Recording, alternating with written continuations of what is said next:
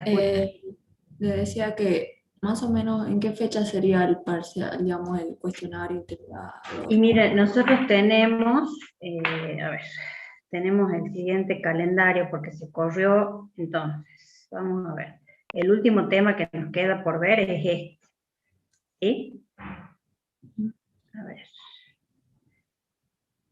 Bueno, estamos a 7, tenemos las 2 semanas de receso y la semana del 26 y el 28. El 26 vamos a hacer un último repaso sobre títulos y también sobre algún otro tema que les haya quedado alguna duda pendiente, y el 26 lo pueden consultar.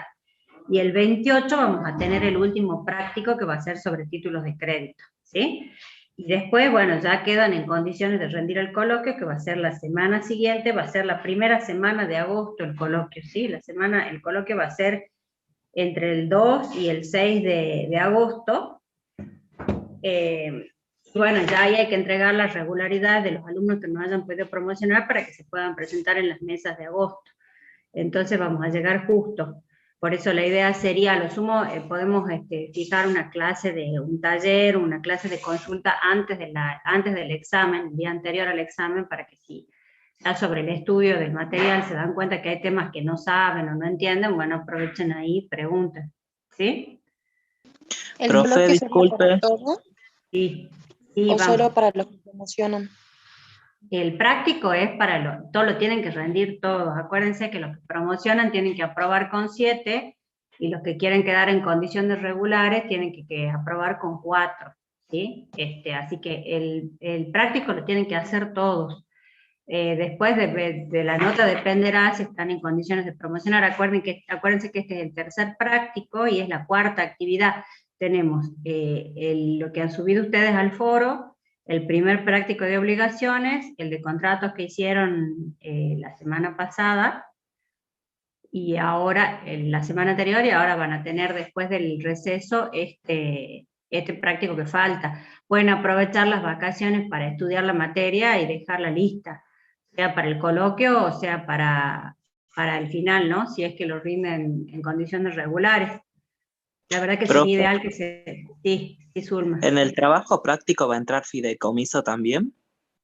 No, el trabajo práctico es solamente títulos de crédito, pero en el coloquio final, que puede ser escrito, les pueden tocar preguntas sobre el fideicomiso. ¿Sí? O sea que ese tema lo ven bien y cualquier cosa lo consultan en la última clase de consulta que vamos a tener antes del coloquio, que va a ser la primera semana de agosto, después del práctico de Profe, títulos vamos.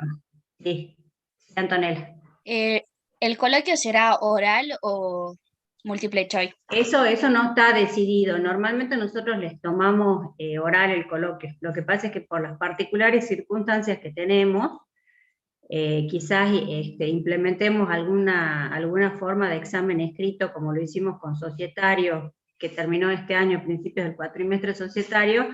Lo que hicimos en ese caso es presentarles un contrato por ejemplo, en ese caso era un contrato de sociedades, y preguntarles cuestiones vinculadas con las cláusulas del contrato, o sea que ustedes, es aplicación práctica de los conocimientos que tienen que tener para aprobar. Puede ser de esa manera o puede ser oral, no está decidido. Vamos a ver cuántos están en condiciones de promocionar. También la cantidad va a condicionar la forma de evaluación, porque si son 200 es imposible tomarles por Zoom, salvo que fijemos varios días, pero la verdad que me parece más útil un examen. Ya vamos a ver, eso no está decidido todavía. ¿Sí? Profe, buenas. Bueno, gracias, profe. Matías, decime. Entonces vendría a ser la última clase antes del receso. Claro, esta es la última clase antes del receso. Después del Perfecto. receso vamos a tener una clase más donde vamos a cerrar el tema de títulos y también van a preguntar las dudas que tengan. Y el miércoles de la primera semana, después del receso, van a tener el tercer práctico, que es sobre títulos de crédito. Es lo que vamos a ver. Han tenido una clase ustedes con el profesor Zárate, y ahora vamos a volver a ver qué temas les han quedado sueltos sobre títulos, porque es bastante amplio el tema de títulos de crédito, y es árido, sobre todo les cuesta hasta que le agarran la mano. Una vez que ya lo entendieron, ya está. Bueno, a ver, siendo horas 8:05, ¿les parece que alarguemos la clase? ¿Cuántos son? Sí, estamos bien. A ver, vamos a ver. Bueno, a mí me interesaba, ¿ustedes están viendo la pantalla que yo estoy compartiendo? Sí, profe, sí se ve. Bueno, ahí tienen Sí. a ver si puedo ponerlo, ahí está. La presentación, bueno, ese es un modelo ese es un cheque, un ejemplo de cheque por si alguno no ha visto. La verdad es que el cheque así en papel, sobre todo el año pasado, ustedes saben que ya está reglamentado el cheque de pago electrónico o ICE, como se lo conoce, ¿sí? Ah, tienen razón, menos mal que me han dicho que grabe la clase. A ver, vamos a ver. Bien ahí, bien. Recording in progress. Ahí está, perfecto. Ahí está. Bueno, muy bien. Vamos a ver, ahí está. Ahora, el cheque está reglamentado en una normativa específica que ahora ya vamos a ver, que es la ley 24.452.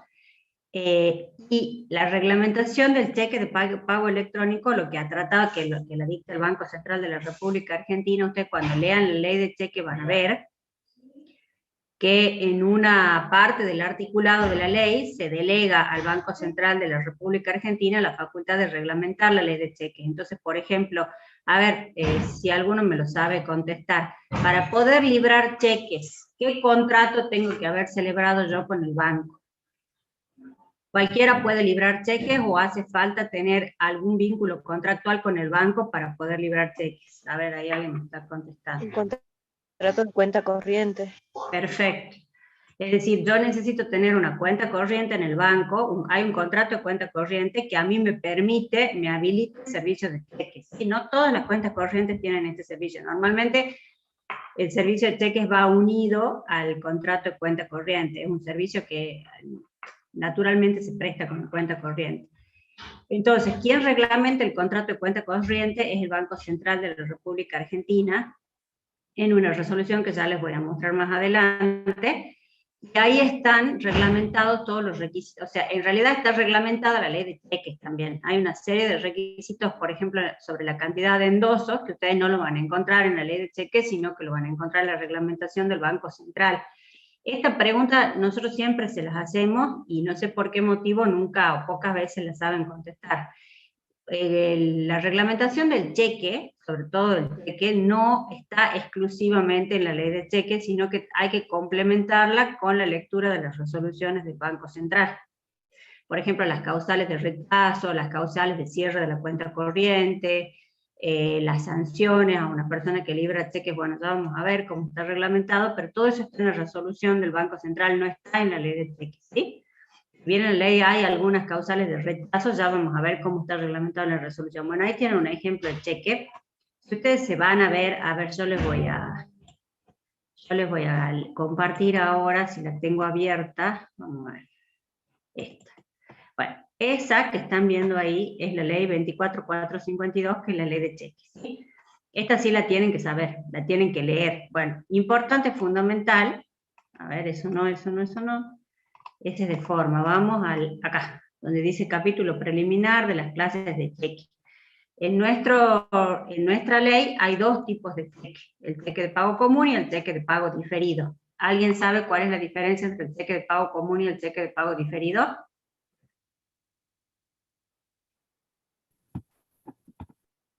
¿Qué se les ocurre? El cheque diferido es digamos, una deuda que yo asumo, digamos, porque no lo tengo en mi cuenta Ahí, corriente. Bien, eso me dice el plazo para cobrarlo. O sea, el cheque de pago común es un medio de pago. O sea, yo lo puedo presentar si es librado en el país, para cobrar en el país dentro de los 30 días de la fecha de emisión. O sea, la fecha de vencimiento coincide con la fecha de emisión en el caso del cheque de pago común.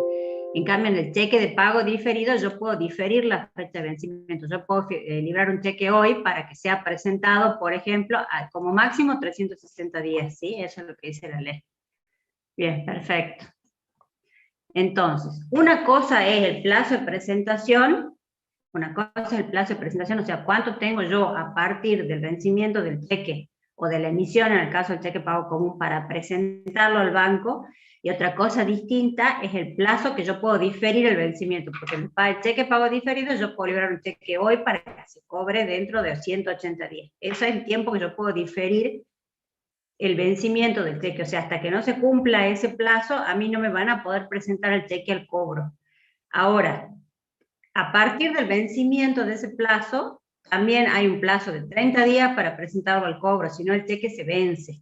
Lo mismo pasa con el cheque de pago común. O sea, son dos plazos que tienen que poder diferenciar, ¿sí? El plazo de vencimiento para el cobro y el plazo de vencimiento del cheque de pago diferido, que es otra cosa. Bueno, acá en el artículo 2, que este sí se lo van a tener que estudiar, lamentablemente, por más que no sea, pero si lo ven con el, a ver, si lo ven con el ejemplo del cheque, que yo se lo voy a dejar en la plataforma, es más lindo, o sea, más agradable, porque no es tan abstracto lo que uno estudia. Bueno, estos son los requisitos que no pueden faltar. ¿Filmina va a subir a Sí. la plataforma? ¿Cómo? ¿Esa ¿Cómo? Filmina va a subir a la plataforma? Sí, les voy a subir todo el material, les voy a subir las leyes y les voy a subir la filmina. Y después, si hace falta, le subimos algún otro material también, ¿sí? Bueno, entonces, el cheque tiene que tener la denominación cheque, inserten el texto, el número de orden impreso, ustedes saben que se libra en un talonario que emite el banco, la indicación del lugar y la fecha de creación, el nombre de la entidad financiera girada y el domicilio de pago. La orden de, bueno, ahí ya está, pero quiero ver, a ver, que esto lo vean acá, en el ejemplo. Bueno. Ahí tienen el nombre de, por ejemplo, este es un cheque de pago diferido, que diga cheque de pago diferido, que diga eso, que diga la fecha de creación. En este caso se individualiza la persona del beneficiario, puede ser que acá no figure nada, puede ser que la persona del beneficiario no figure. La cantidad en letras y en números, fíjense que acá está en números y en letras, los datos del obligado, el domicilio del obligado, y el número de la cuenta corriente contra la que se libra. Bueno, acá no está porque esto lo han anulado. Y esto, que es lo más importante, es la firma del librador. Esta persona, Juan Carlos González, es el que emite el cheque. Y esta persona es el beneficiario del cheque. O sea, quien hay que pagar el cheque originariamente es el beneficiario del cheque. Bueno, ahí están individualizados los elementos del cheque. Ustedes se van, este es un pagaré. Por ejemplo, acá tienen un pagaré. Estos son los dos instrumentos más usados en la práctica. Ahora el cheque electrónico se está usando bastante, pero bueno, hay 4 resoluciones del Banco Central que ya lo han regulado al cheque pago electrónico, ¿sí? Ahí está, la denominación pagaré, a ver si lo puedo correr, pagaré, el día, la fecha de vencimiento, cuándo voy a pagar, a quién le voy a pagar, la cantidad de pesos a pagar, puede decir a la orden, tiene que decir a la orden, por igual valor recibido, bueno, el lugar y fecha de creación, en este caso Álvarez Jonte, a ver, acá está la fecha de creación arriba. Bueno, ¿cuál sería la diferencia a criterio de ustedes entre un cheque y un pagaré? ¿Cuál es la principal diferencia?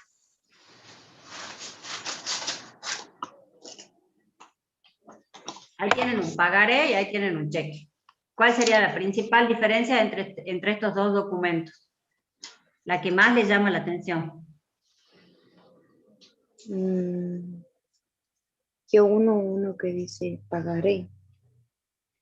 Bueno, lo que dice, pero además hay una cuestión que está vinculada con la operatoria. Bien, es un compromiso de pago, perfecto, eso es el pagaré. Y el cheque, ¿qué es un medio de pago o un medio de crédito? Pero ¿cuál sería en la práctica la principal de eso? ¿Quién lo dijo? Evelia Cabana. A ver, Evelia, ¿vos me podés explicar qué decís cuando pones BCO? ¿Cómo es la operatoria del cheque? El que libra el cheque lo libra para que lo pague ¿quién?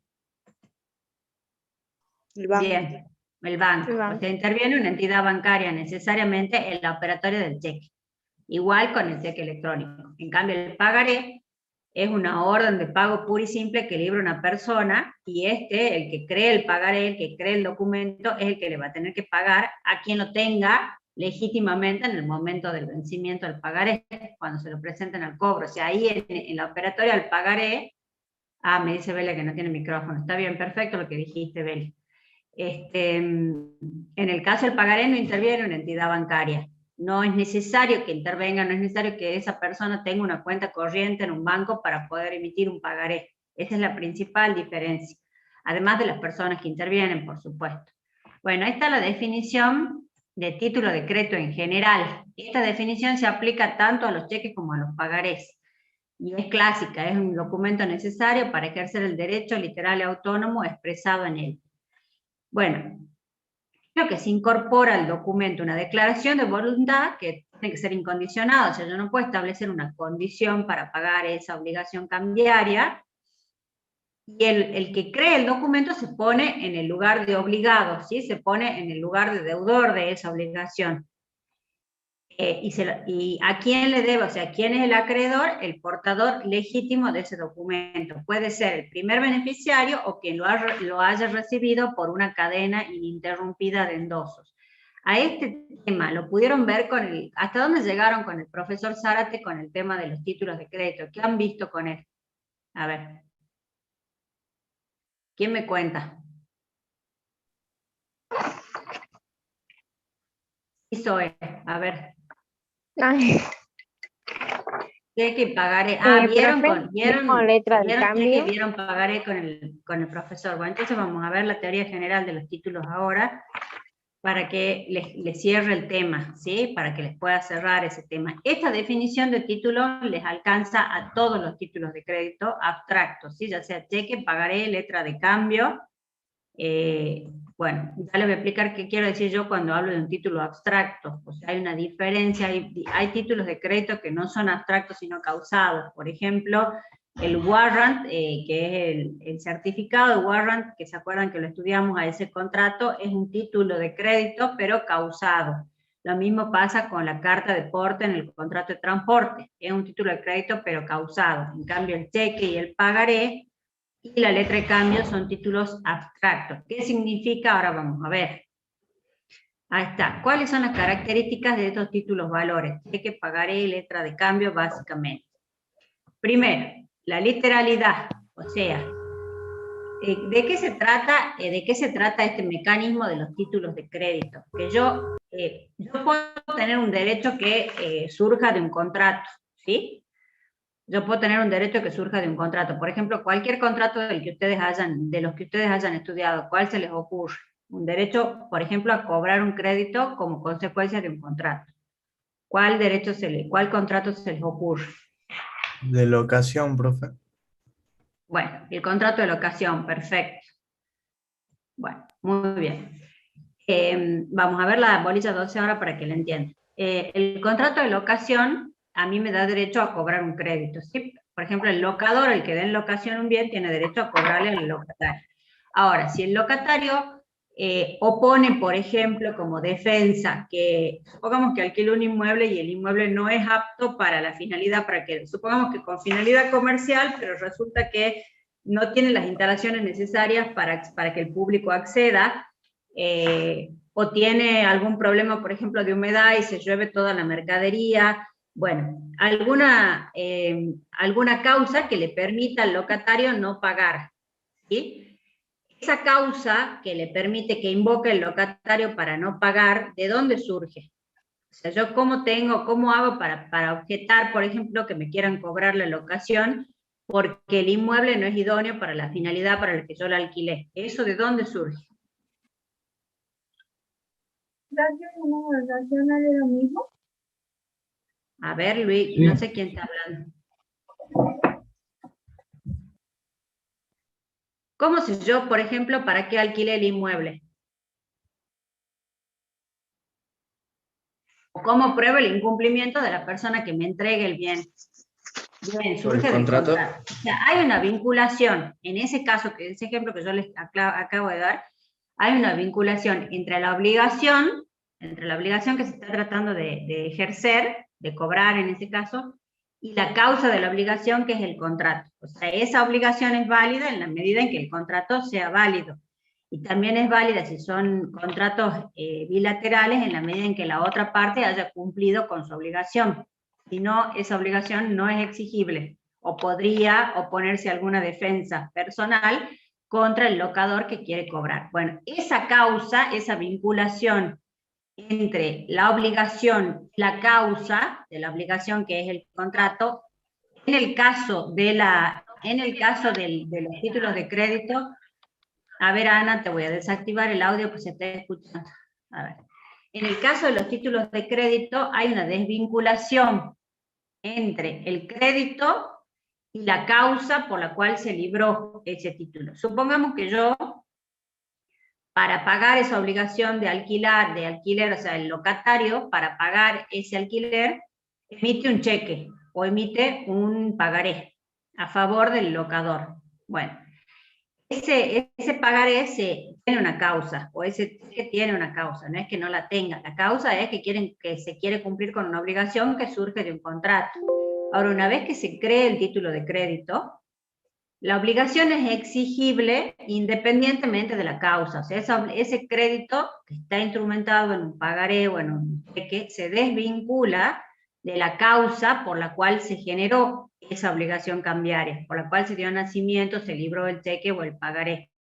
Con lo cual, cuando alguien presente ese cheque para el cobro, supongamos que lo presente al banco, o después si no hay fondos en el banco, lo quiera cobrar judicialmente, el obligado, el que firmó el cheque o el que firmó el pagaré, no va a poder oponer defensas que tienen que ver con el contrato que era causa de ese título. ¿Entienden eso? Por eso eso es abstracción. ¿Lo entienden? A ver, clic, clic, quiere decir que no lo han entendido. ¿Qué opinan? A ver. Sí, perfecto. Profe, yo me mareé un poco. Bueno, a ver, les vuelvo a explicar. Normalmente, ¿se acuerdan cuando veíamos obligaciones? Todas las obligaciones tienen una causa. ¿Se acuerdan de eso? Sí. Que no hay, eso que estudiamos al principio, que no hay obligación sin causa.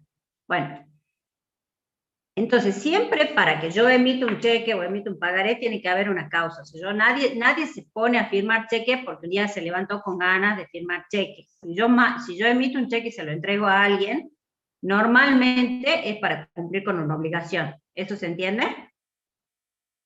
Sí, profe. Sí, profe. Y esa obligación tiene que tener una causa. Supongamos que sea una causa originada en un contrato. Por ejemplo, yo emito un cheque para pagar una obligación que surge de un contrato que firmé. O sea, tengo que cumplir con una obligación que tiene una causa que es el contrato que oportunamente firmé. ¿Sí? Bueno. Acá me dice Gisela que el que tiene el cheque tiene el derecho sobre él sin importar la causa. Bueno, perfecto, eso es Gisela, está tal cual así.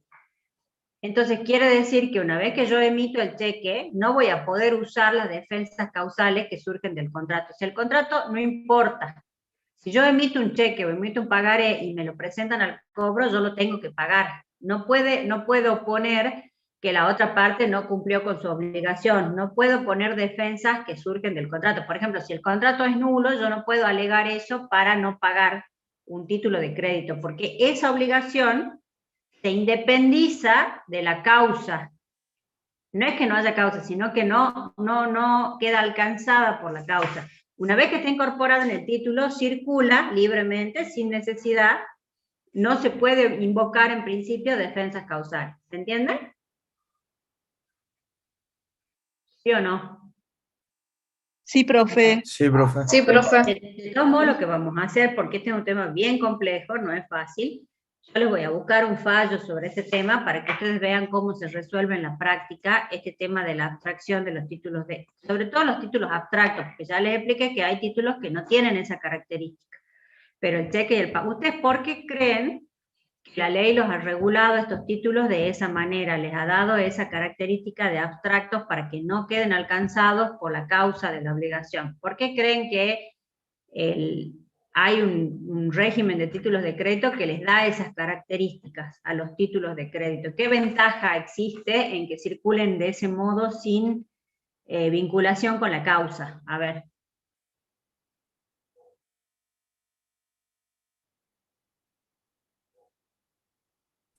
para que sea un medio de cancelación un poco más rápido como el dinero en efectivo.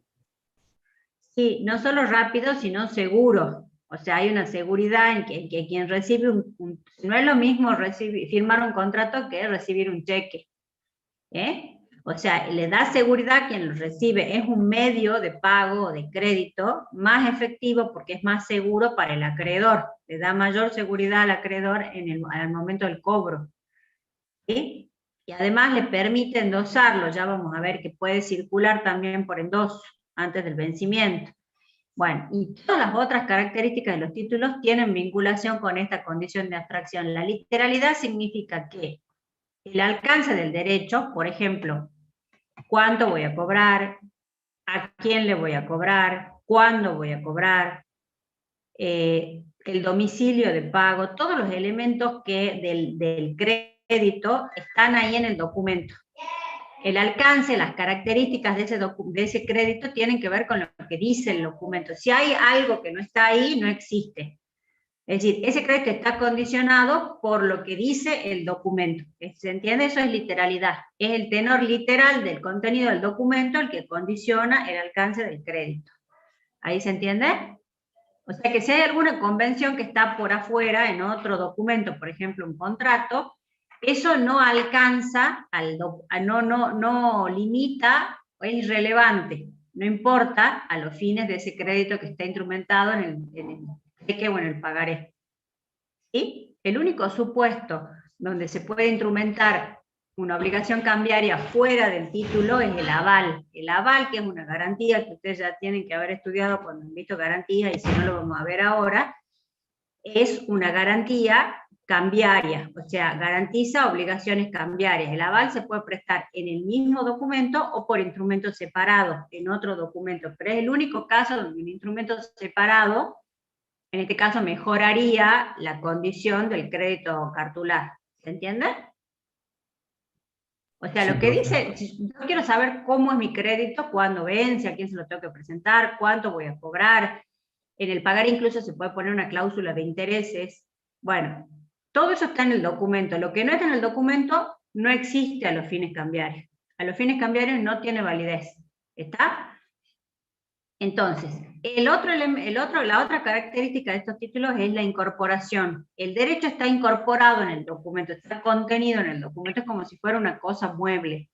Ese derecho circula junto con el papel que lo contiene. Bueno, este elemento de la incorporación, vamos a tener que revisarlo ahora que están funcionando los e-cheques, los cheques electrónicos, porque normalmente uno cuando hablaba de un cheque o de un pagaré, siempre se imaginaba el soporte papel, que ese derecho está contenido en ese papel, que es el instrumento donde está contenido el derecho. Bueno, ahora ese derecho, por ejemplo, que surge de un cheque de pago electrónico, no está contenido en un papel. Es un dato informático que hace las veces de cheque, pero es un soporte informático, no un soporte material. ¿Qué pasa? Acá me dice Melina, ¿qué pasa si se confunde con el importe o con algún dato? ¿Quién se podría confundir con eso? Porque en realidad yo tengo que leer el documento. Si hay divergencia entre el número en letras y el número, ya vamos a ver lo que dice la ley. Normalmente no hay confusión posible, y si hay, por ejemplo, raspaduras, o la firma está adulterada, o falta alguno de los elementos esenciales, el cheque pierde validez, y eso sí es importante que lo sepan, porque ustedes pueden operar con cheques, y si falta alguno de los elementos esenciales, ese cheque no vale como cheque. A ver. En el programa un punto se refiere a la importancia de la economía. La importancia de la economía, bueno, esto nace en Italia. ¿Cuál es la importancia de este instrumento, de estos títulos de crédito? Primero, que circula la riqueza con mayor flexibilidad, con mayor seguridad y de una forma relativamente barata, porque en realidad el cheque, el pagaré, por ejemplo, el cheque no hace falta que esté sellado y el pagaré lo tengo que sellar en rentas, pero no es costoso emitir un cheque ni es costoso emitir un pagaré. No tengo que firmar una escritura pública, es suficiente con la firma del librador. Entonces es una forma de circulación de la riqueza segura para el acreedor, rápida, y además no es costosa, es más barata. Entonces eso les da una ventaja a esta forma de instrumentar un crédito por sobre otras formas de instrumentar un crédito, ¿sí? Es más beneficioso para un acreedor tener un cheque, depende por supuesto de quién lo emita, tener un cheque que tener un contrato, que a las fines, por ejemplo, si yo lo quiero cobrar judicialmente, es mucho más complejo cobrar un crédito que surge de un contrato que cobrar un título ejecutivo como un cheque o un pagaré que tiene una forma de cobro, una vía de cobro mucho más rápida, mucho más sencilla.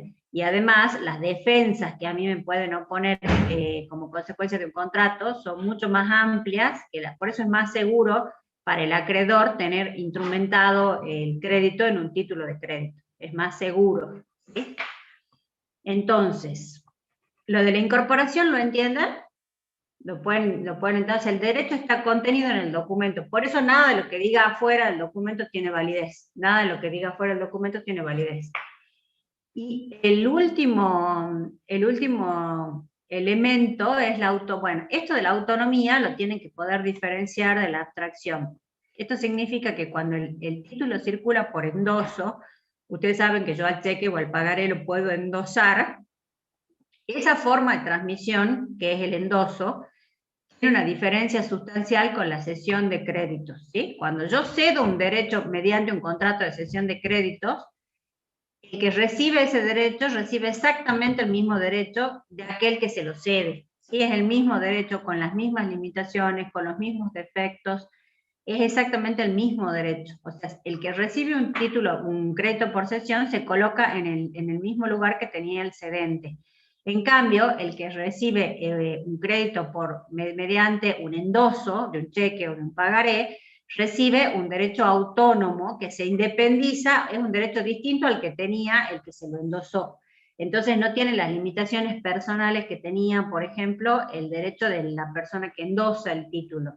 Esto yo les voy a buscar un fallo para que lo puedan entender porque no es sencillo, pero bueno, se tienen que ir familiarizando con estos conceptos de autonomía y abstracción.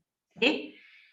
Cada adquisición del título y el derecho incorporado aparece desvinculada de las relaciones existentes entre el deudor y los poseedores anteriores. Por ejemplo, si yo le endoso a Silvana, que está acá en la clase, yo tengo un vínculo personal con Silvana que justifica que yo le entregue el cheque. ¿Sí? Entonces Silvana tiene un vínculo personal conmigo. Cuando Silvana vuelve a endosar ese cheque a favor de Matías, el derecho que recibe Matías por endoso no es el mismo derecho que yo le transfería a Silvana. O sea, las relaciones personales entre Silvana y entre mí y Silvana no afectan ese derecho que recibe Matías. No es el mismo derecho, es un derecho autónomo. Entonces habrá que ver cuál es la relación personal entre Silvana y Matías. Pero ya lo que me pasaba a mí con Silvana no tiene importancia. Es un derecho nuevo que nace en cabeza de la persona que recibe por endoso. ¿Se entiende? ¿Sí? Sí, bueno. Entonces ahí está la diferencia entre autonomía y abstracción.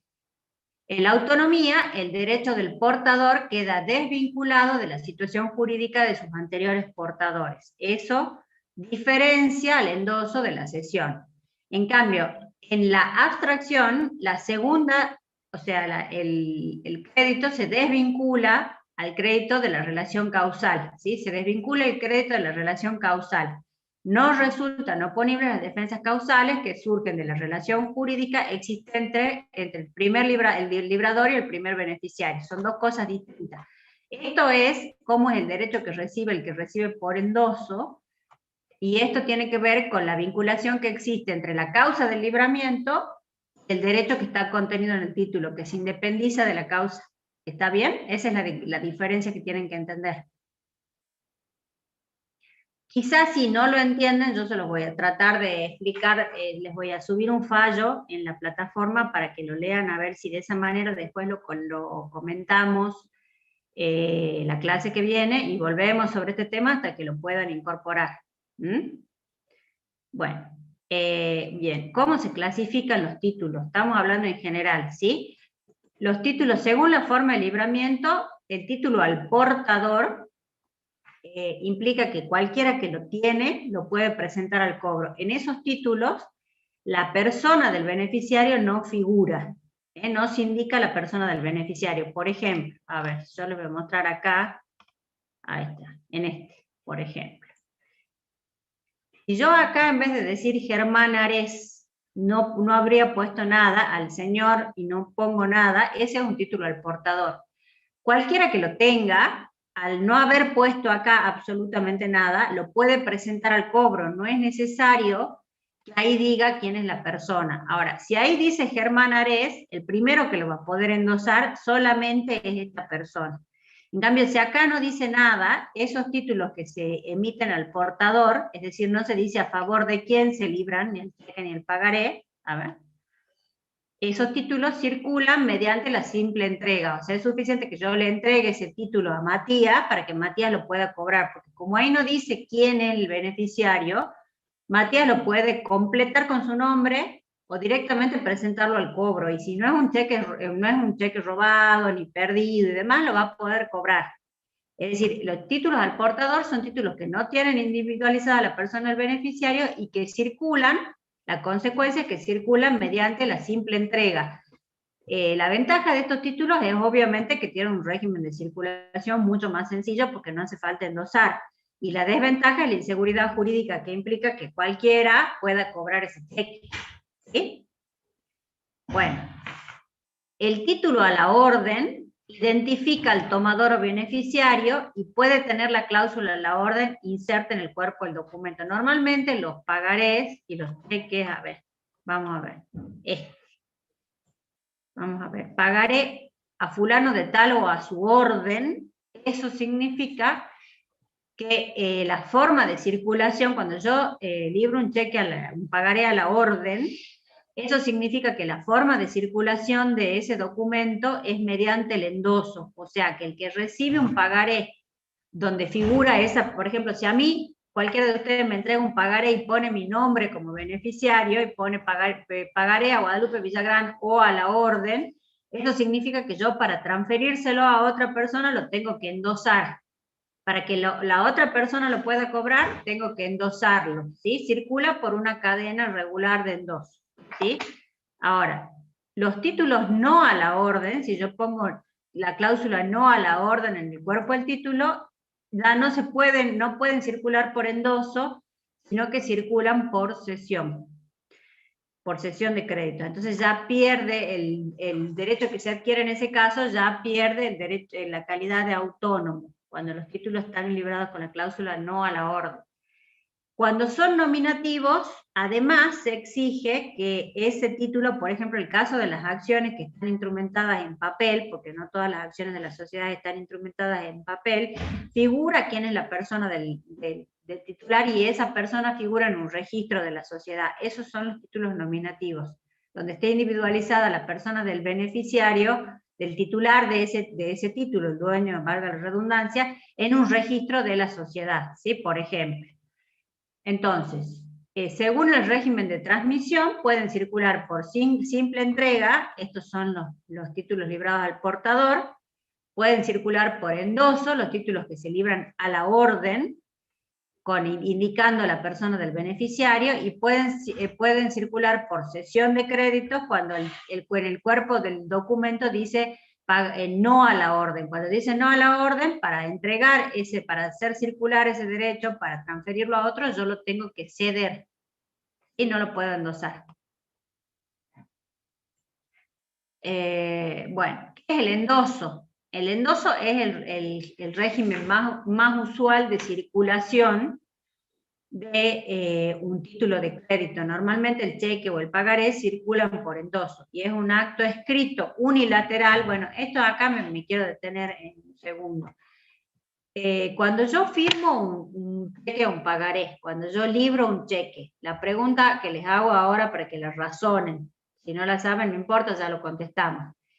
¿Eso es un contrato? ¿Es un acto jurídico unilateral? ¿Qué creen ustedes? El hecho de que yo libre un cheque, que cree ese derecho cartular que está contenido en el cheque o en el pagaré, ¿eso es un contrato o es un acto jurídico unilateral?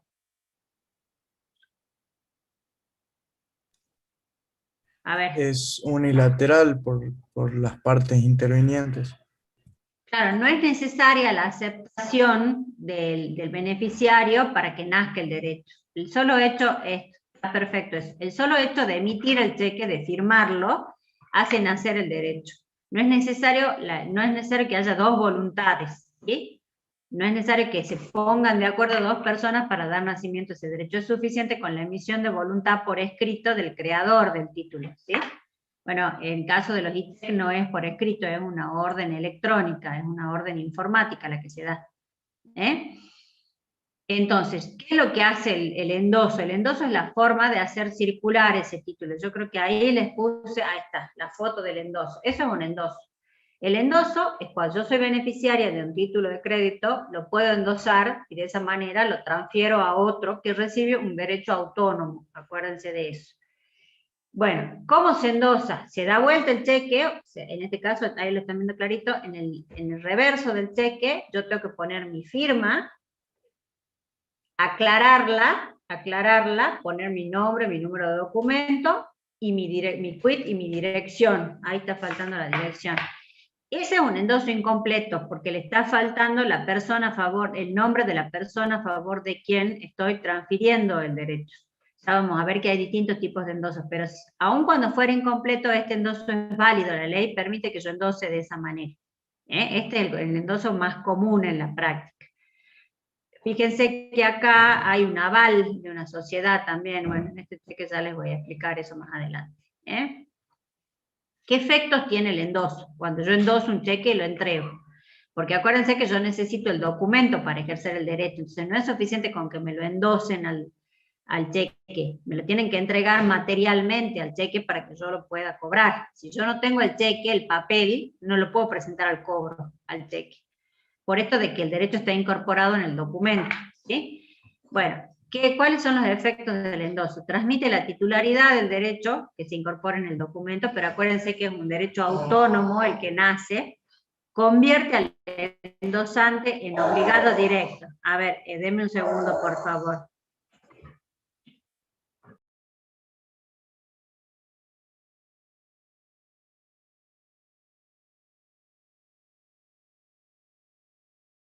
¿Por qué?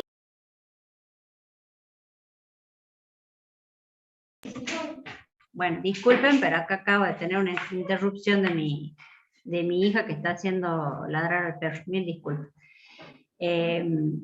Entonces, vamos de nuevo con el endoso. Bueno, convierte al endosante en obligado directo. Eso significa que el que endosa, por ejemplo, yo soy beneficiario y endoso a favor de Matías, yo quedo como obligada. O sea, si Matías presenta el cheque en el banco y el banco no se lo paga, Matías podría cobrar al librador, al primero que emitió el cheque, o la persona que le endosó el cheque, ¿sí? Cualquiera de los dos. El que endosa queda obligado también frente al endosatario, al que recibe el título. El que endosa queda como garante del cumplimiento de esa obligación.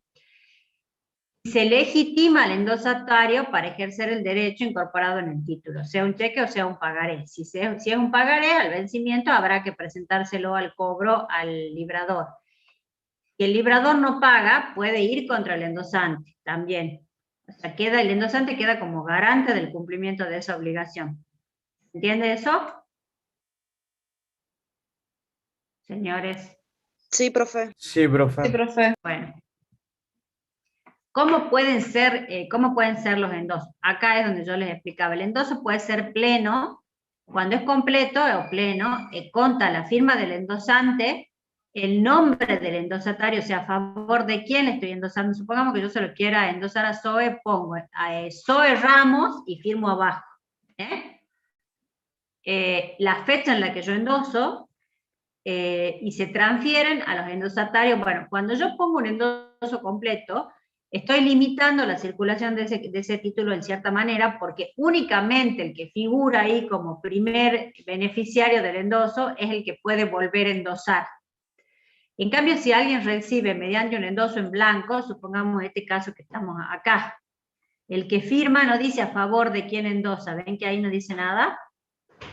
Entonces, el que lo recibe de esa manera no necesita volver a firmar para transmitirlo. Queda fuera de la cadena de endoso y no presta garantía por el cumplimiento de esa obligación. Ese es el endoso en blanco. Después hay un endoso en procuración que tiene el mismo efecto del mandato. Es como si yo le doy un mandato a Lucía para que Lucía cobre por mí. Es exactamente el mismo efecto de un contrato de mandato, de representación. Ella puede cobrar por mí, pero después me va a tener que rendir cuentas de esa gestión. ¿Sí? La plata me la va a dar, me la tendría que dar. Y después en garantía funciona como una prenda. O sea, yo entrego el título en garantía, esa persona no se convierte en titular de ese derecho, pero al vencimiento, si yo no cumplo con la obligación que estoy pretendiendo garantizar de ese modo, podría presentarlo al cobro y percibirlo e imputarlo a la deuda, porque en definitiva es un título fácilmente liquidable, y es un valor fácilmente liquidable. Hasta ahí cómo venimos, quiero escuchar las dudas sobre este tema. ¿Qué me cuentan? A ver. Quédense tranquilos porque vamos a tener una clase, a ver, a favor de la caja. Vamos a ver. Endoso a favor. Ah, tenés razón. Sí, yo no lo veía eso. Tenés razón. Bueno, eso pasa por no ver bien. Sí. Este es un endoso completo. Tenés toda la razón. No sé quién me lo advirtió. Muy bien. Está bien, pero podría, si esto no estuviera, sería un endoso en blanco. Perfecto, muy bien, atenta ahí. Profe, ¿qué significa eso? ¿Cómo? ¿Qué significa que diga a favor de la caja? Que solamente lo puede volver a endosar el beneficiario de ese endoso. O sea, acuérdense que para poder cobrarlo yo tengo que haber recibido el título por una cadena ininterrumpida de endosos, ¿sí? Entonces, el primer beneficiario se lo endosa a la caja. Pues supongamos Liwell S.A. tendría que ser, si yo doy vuelta ese cheque en el anverso, en la parte de adelante del cheque, debería decir pagaré a Liwell S.A. El primero que puede endosar ese cheque es Liwell S.A. Liwell se lo endosa a la caja, eso significa que solamente el beneficiario de ese endoso es el que va a poder volver a endosar. Y se exige la aclaración de la firma, y eso no surge de la ley, sino de la reglamentación del banco. Por ejemplo, ese requisito, igual que la cantidad de endosos que yo puedo introducir en un cheque, de pago común o de pago diferido, no surge, toda la reglamentación de la circulación del título está en las resoluciones del Banco Central. Y la titularidad significa que yo soy legitimado para cobrar, o sea, soy el que tiene el derecho. Esa es la titularidad. El que tiene el derecho es el titular de ese derecho. Perfecto la pregunta. Bueno, entonces, cuando yo introduzco la persona, el nombre de la persona a favor de quien estoy endosando, solamente esa persona que figura ahí puede volver a endosar.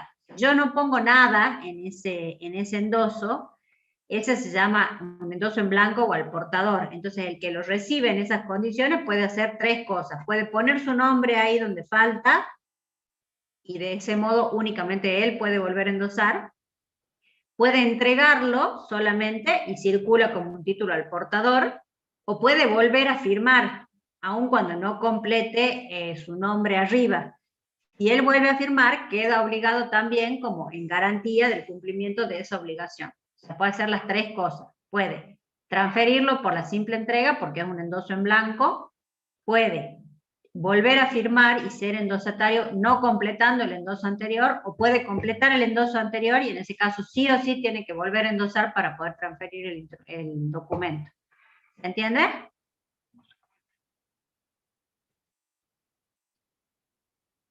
La titularidad implica, perfecto esa pregunta, implica que yo soy el legitimado para poder cobrar. Soy el que tengo el derecho cartular y lo puedo cobrar. Para yo tener ese derecho, para estar legitimado a cobrar ese derecho, tengo que haber recibido ese documento por una cadena ininterrumpida de endosos. ¿Cuándo se corta la cadena? 2 veces dice la reglamentación. Ya vamos a ver la reglamentación, les dejo el número de la resolución para que la lean porque es amplia la resolución. Bueno, por ejemplo, acá sabemos que se endosó a favor de la Caja de Valores S.A. Bueno, supongamos que no dijera la Caja de Valores S.A., sino que dijera en este caso es un tema de la sociedad de garantía recíproca. Bueno, olvídense de los datos, Juan Pérez, ¿sí? Acá dice Juan Pérez y después firma el endosante. Bueno, en ese caso solamente Juan Pérez tiene la posibilidad de volver a endosar, ¿sí? Supongamos que en este caso, abajo de esta firma, no figura la firma de Juan Pérez, que es el beneficiario del primer endoso, sino que figura la firma de otra persona, de un tercero. Ahí se cortó la cadena ininterrumpida de endosos. El que recibe ese título mediante la firma de una persona que no es la que figura acá arriba, no lo puede cobrar, porque no lo recibió, no se respetó el régimen de circulación de ese título. ¿Se entiende? Sí, profe. ¿Sí? Bueno. Sí, profe. Bueno, muy bien. Yo sé que muchos de ustedes graban la clase y después la escuchan, me imagino que después la escucharán, pero bueno, los que están escuchando la clase, sáquense todas las dudas porque este no es un tema sencillo, realmente no es sencillo. Bueno, finalmente el aval, les dije hace rato que es un acto cambiario de garantía, es una obligación accesoria como todas las garantías, que garantiza el cumplimiento de una obligación principal. Se asume, se presta aval por el avalado y también se puede prestar aval por el endosante. Depende de dónde esté colocada la firma. Normalmente, si la firma está colocada al lado de la firma del librador, ese aval vale como aval del librador, del primer obligado. Si la firma está, generalmente yo quiero limitar el aval, por ejemplo, a garantizar la obligación del primer endosante, tengo que poner en garantía o por aval de fulano de tal y firmar abajo. O sea, si yo quiero limitar ese aval solamente a garantizar la obligación de uno de los firmantes del documento, tengo que ponerlo expresamente, porque si no se entiende que es por el librador, por el obligado principal. Bueno, la obligación de nuevo no depende de la validez sustancial de la relación que origina el título, ni de la obligación garantizada, es la misma situación de abstracción y de autonomía que tenemos en la obligación principal. Debe indicar por cuál de las obligaciones se otorga, y a falta de este se entiende que avala la obligación del librador, que es el que creó el título, ¿sí? El primer firmante de ese documento. Puede contar en cualquier lugar del título o en su prolongación y puede otorgarse también por instrumentos separados. Esta es una excepción al principio de literalidad. ¿Se acuerdan que yo les decía que todo lo que está fuera del título no tiene valor, no limita ese derecho? Bueno, en este caso sí, es el único supuesto donde se permite que el aval se otorgue por un instrumento que se otorgue fuera del documento. Normalmente se otorga en el mismo documento, pero puede pasar que se otorgue en otro documento separado. Por supuesto, para ejercer ese aval yo tengo que tener ese documento separado también, si no, no lo puedo acreditar. No puedo acreditar la existencia de esa garantía, ¿sí? Bueno, ahí tienen las normas que rigen el cheque y la letra de cambio, que estas sí las van a tener que leer. Yo les pido, por favor, a ver, ahí Silvana me pide un ejemplo. ¿En qué caso? Me dice en este caso, ¿cuál sería el caso que me estás preguntando, Silvana? Ahí donde, sí, ahí donde mencionó en el último ítem de lo que estaba explicando, profe. Debe contar en cualquier lugar del título o en su prolongación. Sí, bueno, ahí. A ver, veamos por ejemplo acá, el título, veamos el cheque. Bueno, a ver si alguno que les puse, bueno, ninguno de los dos tiene aval, pero supongamos que acá al lado, este es el librador, ¿sí? Este es el primer obligado, este que figura acá. En el caso del cheque, el primer obligado ya está individualizado en el formulario, dice quién es el emisor del cheque. Bueno, de acá al lado del librador figura una firma, esa firma normalmente se entiende, se puede poner por aval, pero si no dice nada se entiende que avala la obligación del librador. ¿Sí? A ver, veamos qué están poniendo en el chat, no sé. Pero fue en el otro tenía aval. A ver, bueno, yo estoy viendo poco. En el yo no lo cheque veo, endosado, profe. En el cheque endosado dice aval número 206, algo así.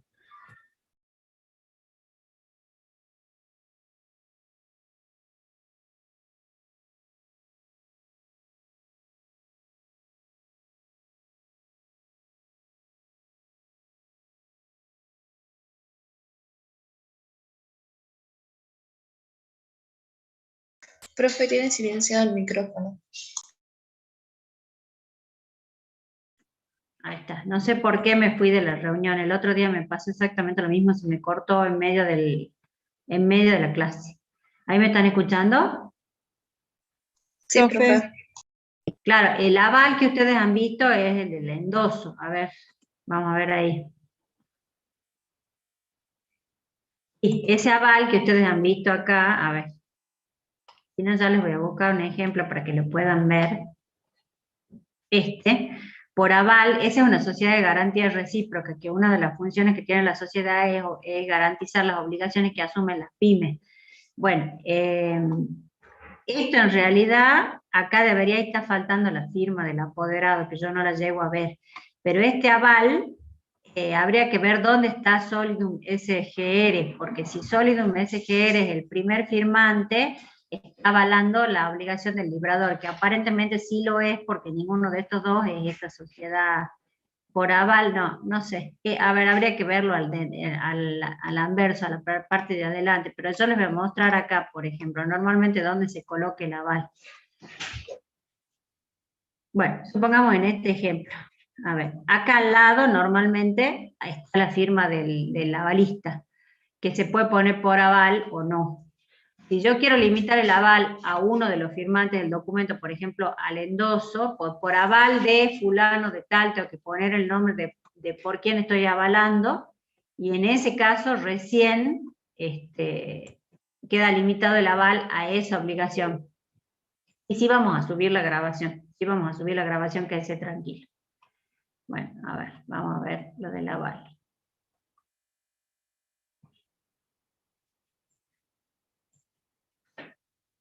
Bueno, muy bien. Vamos a ver dónde estábamos. Ahí está. Las clases de endoso, el aval. Bueno, ahí tenemos lo que a mí me interesa que ustedes vean. Esta es la ley de cheques, ¿sí? Que tiene reformas de hace 2 años, pero bueno, ustedes si la bajan en una página que está actualizada, esta ley la tienen que leer. La tienen que leer. Y a mí me gustaría que la lean así la última clase que tenemos después de las vacaciones, se sacan todas las dudas, porque cuando la lean hay cosas que probablemente no van a entender, ¿sí? Aún cuando estén subidas las filminas y cuando este tema es bastante complejo. El decreto ley, que no les puse ahí el número, es el 59, a ver, esperen un segundo porque acá se los voy a mostrar. A ver, vamos a ver.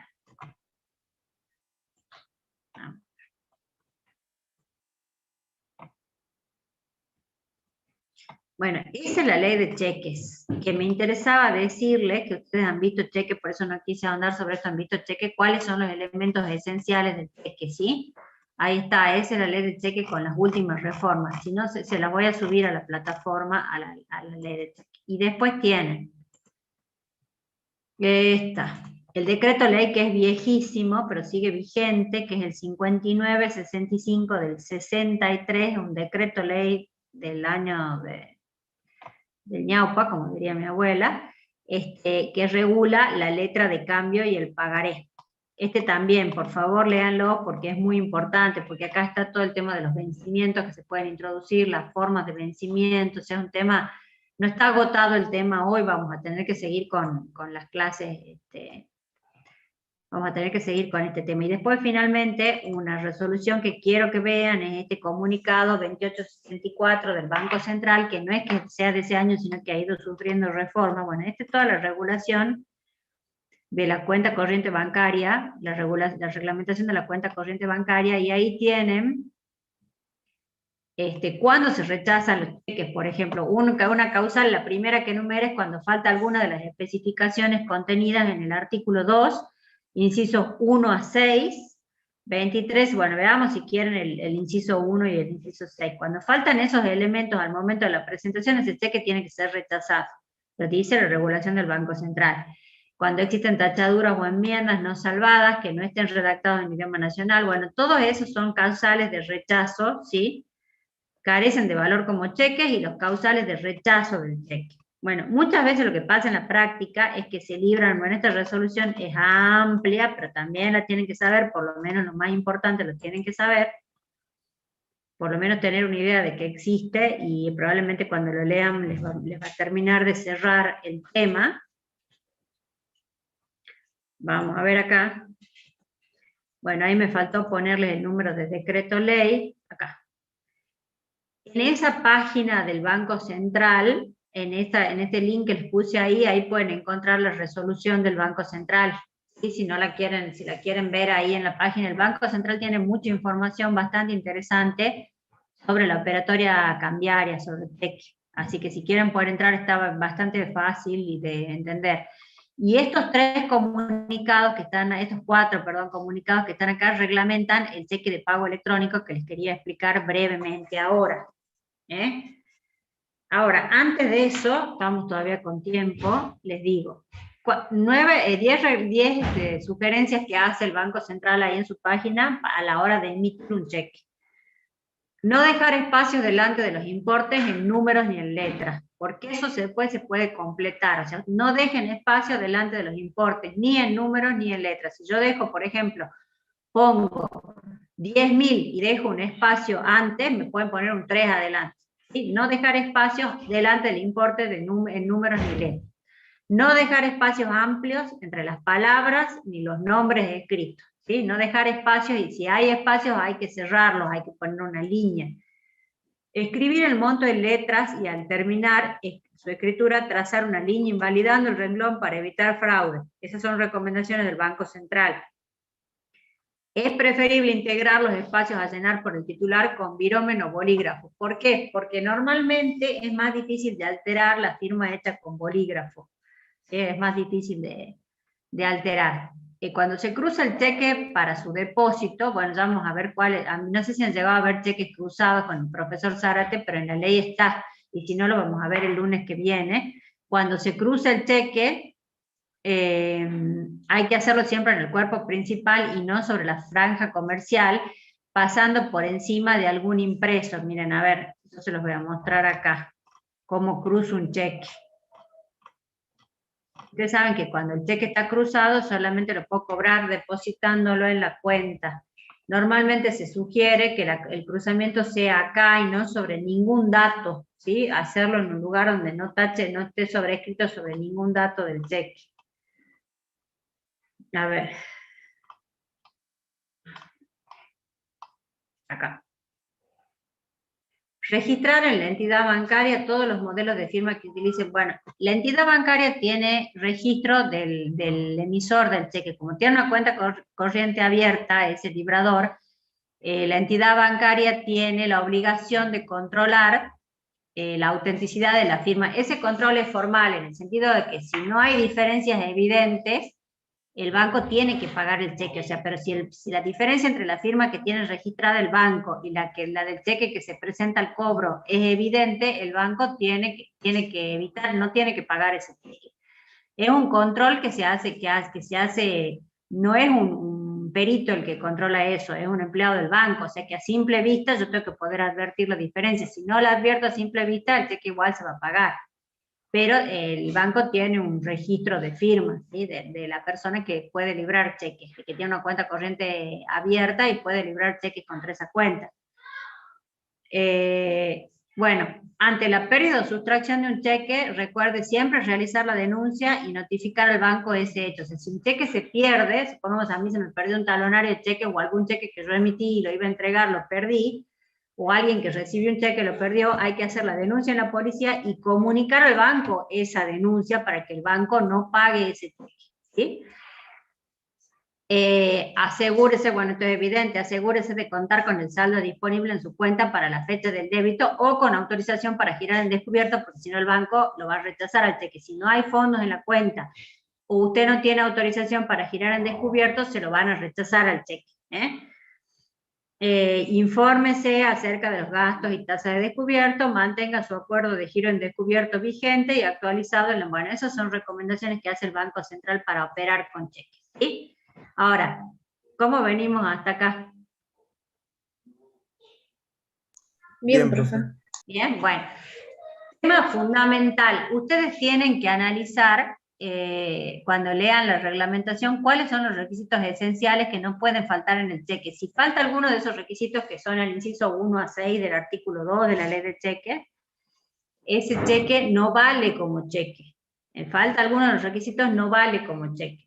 Entonces tienen que ver que cuando ustedes reciban un cheque, ese cheque cumpla con los requisitos que exige la ley, si no, no les va a valer como título de crédito, pierde efecto ese cheque, ¿sí? Ahora, ¿qué pasa con estos cheques que se libran por medios electrónicos? Ya no en papel, sino por medios electrónicos. Es un cheque confeccionado en formato electrónico con firma digital. Bueno, acá hay que hacer una aclaración. Se paga a la vista como cheque común o también puede ser librado como cheque de pago diferido, en cualquiera de las dos variables, ¿sí? Y ahí está la definición que si quieren después la leen con tranquilidad. ¿Cuáles son las ventajas del e-check? Que se empezó a utilizar mucho el año pasado como consecuencia de la pandemia, ¿sí? La verdad que esto está reglamentado desde el 2018 a medias, porque no estaba operando mucho la gente con e-check, y a partir de la pandemia, bueno, se empezó a operar, ahora ya está prácticamente generalizado el uso, y se está reglamentando de manera de propiciar el uso porque en alguna medida es más seguro, siempre que yo tenga las medidas para securitizar esa operación y que cualquiera no pueda acceder a mis claves bancarias, ¿sí? Pero simplifica la operatoria de emisión, de endoso, porque se pueden endosar, de negociación y circulación en general, que se hace por canales digitales, ¿sí? Son órdenes digitales, acá no va el papel, no circula el papel, son órdenes electrónicas que tienen ese efecto, ¿sí? Se puede endosar sin límites, a diferencia del cheque papel, se reducen los costos operativos.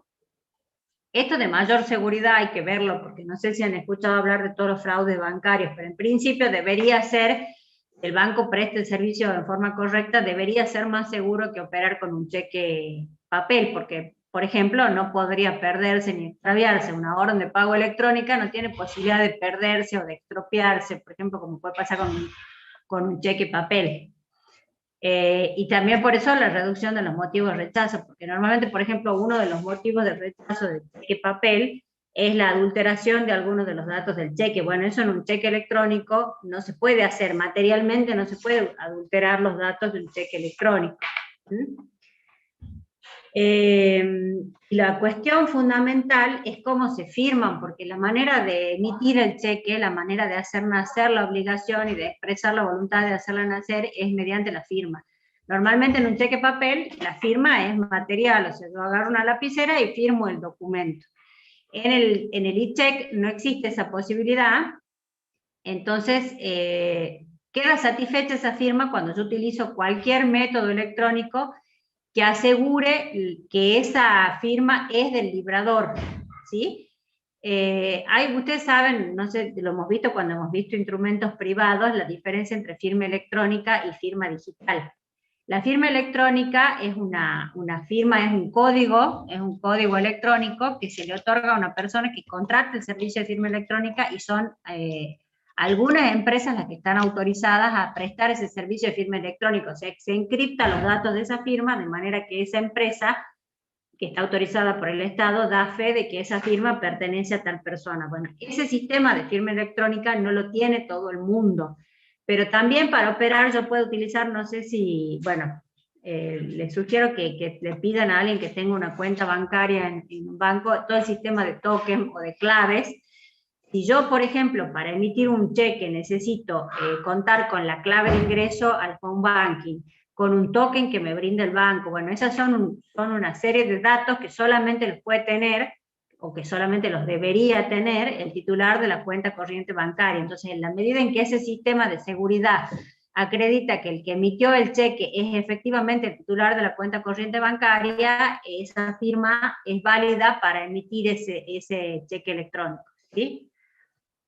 Ahí dice un poco más de lo que dice la reglamentación, esto está en la reglamentación. No será necesario un registro de firma hológrafo, o sea, un registro de firma material, porque obviamente ya no hay una firma material, sino que el banco deberá establecer un sistema suficientemente seguro, desde el punto de vista informático, para la emisión del documento electrónico con firma digital. O sea, se deberá arbitrar mecanismos de validación, claves, token, la clave de home banking, etc. O sea, todos los mecanismos de seguridad que brinde el banco para que la persona que es titular de la cuenta corriente pueda emitir un e-check, y solamente esa persona lo pueda hacer y no otra, ¿sí? Para que nadie ingrese y libre un cheque si no es el titular de esa cuenta corriente.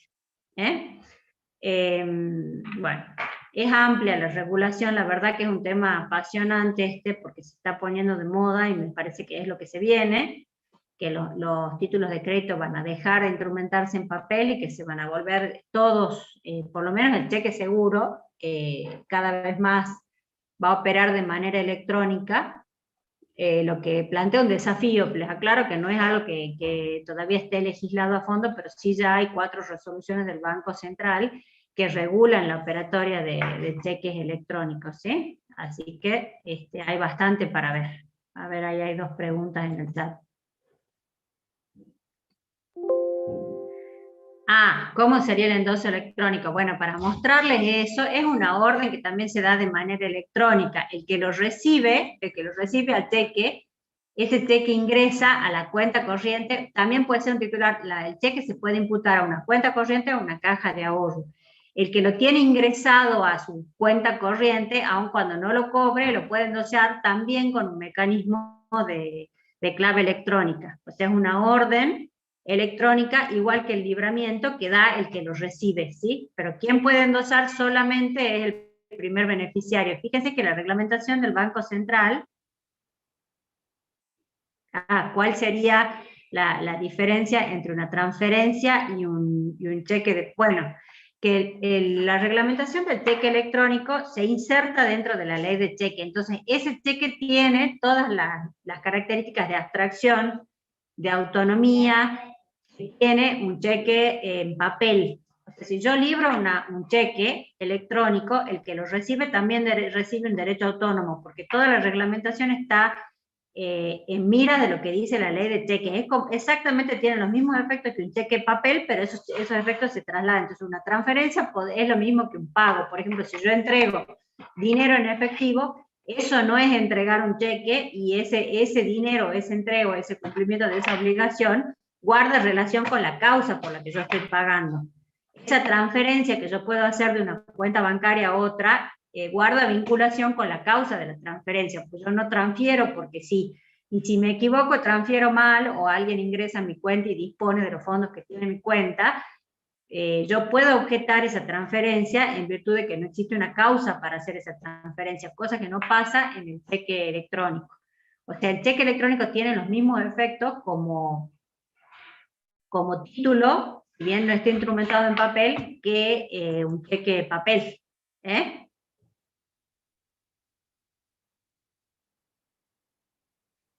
Bueno, eso que ha pasado, a ver, María está, a ver, si quieren dejo de compartir la pantalla, ahí está.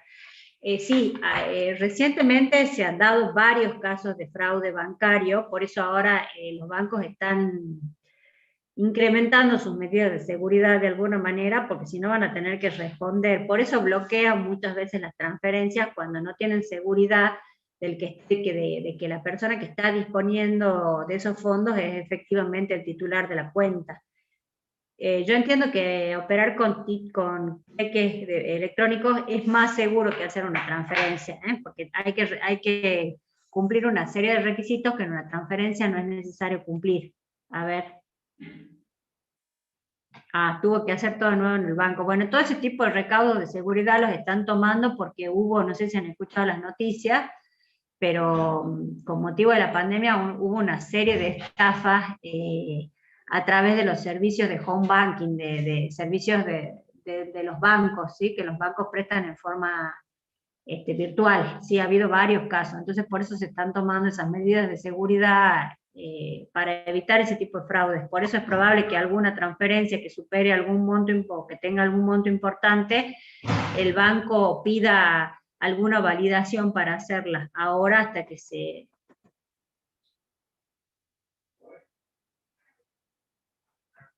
Si el cheque era del año pasado, vos te tendrías que fijar cuál es la fecha de vencimiento, porque puede ser un cheque de pago común o un cheque de pago diferido. Si no está vencido, sí se puede cobrar. Habría que ver de qué tipo de cheque se trata, ¿sí? No sé, habría que ver realmente. Bueno, ¿qué dudas les quedan hasta acá? Cuéntenme, a ver. Profe, ¿No tendría un modelo de algún cheque electrónico para ver su estructura o algo más a fondo? Lo que pasa es que no existe un modelo en el sentido de que no, seguramente, el banco te exige, yo la verdad que no opero con cheques electrónicos, le puedo pedir a alguien que me muestre cómo figura, porque no es que vos tenés un papel como cuando vos tenés un cheque, a vos te aparecen en la página los datos que vos tenés que ingresar, tenés que estar autorizado a operar con e-check, ¿no? O sea, previamente tenés que estar autorizado a operar con e-check y después, me imagino que como cualquier transferencia tendrás un comprobante de la emisión de ese cheque. Voy a conseguir uno para mostrarles qué constancia les queda a ustedes de haber emitido ese cheque, que me parece importante porque ustedes después, por ejemplo, si hacen un pago por ese medio y lo tienen que contabilizar, van a tener que tener de alguna manera el documento respaldatorio de esa transferencia, que puede ser un resumen bancario o un informe del banco. Ya les voy a conseguir para mostrar, sí. Les voy a conseguir. Ah, la autonomía. Acá me pide alguien que explique lo de la autonomía. Bueno. La autonomía implica que cada persona que recibe el cheque por endoso, por ese medio. Bueno, esperen porque, a ver, están haciendo preguntas, ya de poco vamos a ir contestando. El que recibe por endoso recibe un derecho autónomo diferente del que tenía su endosante. Entonces, las vinculaciones personales, por ejemplo, entre el librador y el primer beneficiario, no van a alcanzar o no van a afectar el derecho que nace cuando se endosa ese título. El que lo recibe por endoso, el endosatario, tiene un derecho autónomo, distinto del que tenía su endosante. Eso es autonomía. A ver, vamos a ver acá. ¿Qué más me han preguntado? Eso es respecto de autonomía. Lo del aval. Bueno. Acuérdense, todas las obligaciones cartulares, o las obligaciones que se instrumentan en títulos de crédito, son actos jurídicos unilaterales, ¿sí? Entonces yo puedo intervenir en un cheque, por ejemplo, o en un pagaré, primero como librador, soy el que creo el documento. Segundo, como beneficiario, soy la persona que lo recibe en primer término y es el primero que lo puede cobrar. Si esa persona, en vez de cobrarlo, lo endosa, ahí aparece una tercera persona que es el endosatario. Ese beneficiario actúa como endosante y aparece una tercera persona que actúa como endosatario. Y finalmente puede haber una cuarta persona que firme el documento como aval. Ese aval garantiza, acuérdense cuando estudiábamos fianza, que el fiador garantiza el cumplimiento de la obligación principal, ¿sí? El contrato de fianza sirve para garantizar el cumplimiento de una obligación principal. Bueno, el aval tiene características parecidas a la fianza porque es una obligación personal, porque el que avala, el que firma un documento avalando la obligación de otro, presta una garantía personal, o sea, responde con todo su patrimonio, no con un bien determinado, como en el caso de la prenda o la hipoteca. La diferencia entre la fianza y el aval es que la fianza es un contrato, el aval es una obligación que nace de un acto unilateral, y el aval siempre garantiza obligaciones cambiarias. En cambio, la fianza puede garantizar cualquier tipo de obligaciones, ¿sí? El aval es una garantía que se presta normalmente en el documento mediante la firma del avalista. Ahí no sé si les quedó claro. Y después, bueno, eso de Melina, después me manda la consulta y te cuento, Melina, no se tendría que verlo, a ver qué tipo de cheque es, si es un cheque diferido. Yo creo que está en términos, si se vencía en diciembre, no, ya no lo podés cobrar. Tenés 30 días del vencimiento para presentarlo al cobro. Sí. A ver, el beneficiario y el endosante siempre van a ser la misma persona, profe. El beneficiario coincide con el primer endosante. Los posteriores endosantes han sido endosatarios y endosan, ¿sí? La firma del cheque electrónico es una orden electrónica que se presta mediante un sistema de seguridad que brinda el banco. No necesariamente tiene que ser firma digital, pero sí tiene que ser mediante un mecanismo de seguridad que brinda el banco. Por ejemplo, token, home banking, o sea, el token es una clave que me da el banco para hacer operaciones. Por ejemplo, yo para hacer una transferencia necesito ingresar un número de token. Para emitir un cheque me puede requerir el banco que ingrese un número de token o un número de clave. Bueno, esa firma brindada con esos mecanismos de seguridad, esa orden brindada con esos mecanismos de seguridad, por la persona que es titular de la cuenta corriente, hace las veces de firma electrónica, ¿sí? De firma de emisión del cheque, me sirve para emitir un cheque. Cuando usted dice que el endosatario tiene autonomía, significa que puede cobrarlo al librador, exacto, puede cobrarlo al librador o al endosante, pero la autonomía no tiene que ver con eso, sino que tiene que ver con que el derecho que adquiere el endosatario es independiente del derecho que tenía su endosante. Entonces, cualquier vinculación personal entre el librador y el primer beneficiario no afecta el derecho del que lo recibe por endoso. ¿Sí? Ese es el efecto de la autonomía.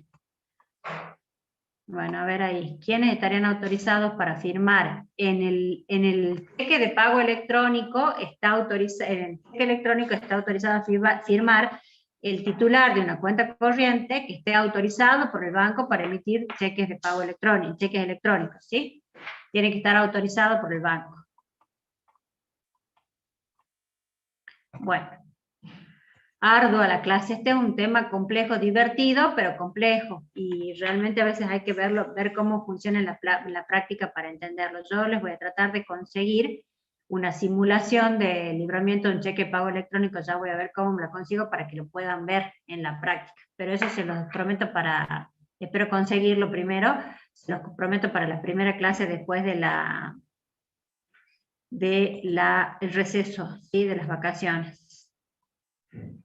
Sí, en los cheques endosados también se puede usar un aval, sí, porque dijo que el portador podría cobrarle a cualquiera de los que endosaron. Entonces ahí ya estaría así, o sea, es una garantía más. Además de los anteriores endosantes que garantizan el cumplimiento de la obligación, el aval es una garantía más. Es decir, cuanto más firmas tenga un instrumento, más seguro es el cobro, porque hay más obligados al pago. ¿Se entiende? Les voy a subir la ley de cheques, les voy a subir el decreto ley de letra de cambio y pagaré, les voy a subir la resolución del Banco Central que reglamenta la cuenta corriente bancaria, porque ahí hay mucha reglamentación referida al cheque, y algún otro dato. Y ahí les puse el link en las filminas también se las voy a subir, les puse el link del espacio virtual del Banco Central, donde pueden sacar material de cheques de pago electrónico. A ver, vamos a ver, acá alguien está preguntando lo de la firma del cheque de pago electrónico. Bueno, yo creo que eso se les va a aclarar. Bueno, hoy no va a haber control de asistencia. El cheque de pago electrónico se firma por un mecanismo que me otorga el banco para emitir ese cheque, que tiene garantizada la seguridad de la titularidad de quien emite el cheque. O sea, a mí el banco me otorga mecanismos de seguridad para garantizar que quien emitió el cheque electrónico es el titular de la cuenta corriente bancaria. Tengo que estar autorizado previamente a emitir cheques de pago electrónico, cheques electrónicos, y además seguramente al momento de hacer la emisión el banco me va a pedir una serie de datos que yo ya tengo, por ejemplo mi clave para ingresar a la página, un token de seguridad, como por ejemplo cuando hago una transferencia me exigen un token de seguridad, y una serie de datos que al banco le permiten otorgar seguridad de que la persona que emitió el cheque electrónico es efectivamente la persona que tiene posibilidad de disponer de los fondos que se encuentran en esa cuenta corriente. ¿Ahí entendieron? Bueno, les dejo material para que lean en las vacaciones, traten de aprovechar ese tiempito que les queda y sacarse la materia, así pueden cursar societario en el segundo cuatrimestre y promocionarlo, porque en societario sí, bueno, vamos a tener también promoción, entonces sería bueno que traten de aprobar ahora, pónganse a estudiar, tienen 15 días, así los vemos en el segundo cuatrimestre en Derecho Societario, ¿sí? La solidaridad cambiaria significa, ahí alguien me pregunta, solidaridad cambiaria, Silvana, es la relación, ¿se acuerdan cuando hablábamos de obligaciones solidarias, donde todos los obligados responden por el total de la obligación, y el acreedor le puede exigir a cualquiera de ellos el pago de toda la obligación. Bueno, lo que pasa en el título de crédito es que todos los firmantes que son garantes del cumplimiento de la obligación son responsables solidariamente por el total de la obligación. Primero, el obligado principal es el librador, pero si el librador no paga, el que tiene el título, el que está legitimado para cobrarlo, se lo puede cobrar a cualquiera de los firmantes que sean garantes del cumplimiento de esa obligación en la totalidad. Por eso hay entre los firmantes del título, por ejemplo, el librador, el beneficiario, los endosantes, hay un vínculo de solidaridad cambiaria. Eso es solidaridad cambiaria. Con algunas diferencias con la obligación solidaria que ustedes tienen en el código. Sí, a ver, ahí me están planteando, el práctico que falta es sobre títulos de crédito. Es sobre título de crédito. ¿Cómo puede ser práctico? Yo les puedo mostrar un cheque y decir qué elementos esenciales de este cheque, qué faltan en este cheque, qué falta en este cheque. O no falta nada, o qué defecto formal tiene este cheque, o qué causal de rechazo podría invocar el banco para no pagar este cheque. Por ejemplo, ese puede ser un práctico respecto de este tema. O les puedo poner, por ejemplo, un ejemplo de endoso para que me lo expliquen. ¿Sí? Así que pónganse a leer, por favor, la ley, porque nos queda una clase más para aclarar todas las dudas que tengan sobre este tema. Bueno, que tengan buenas noches. Nos vemos después del receso. Y bueno, estudien, traten de estudiar, aprovechen el tiempo. Chao, profe, gracias. Bueno, hasta luego. Buenas vacaciones. Gracias, profe.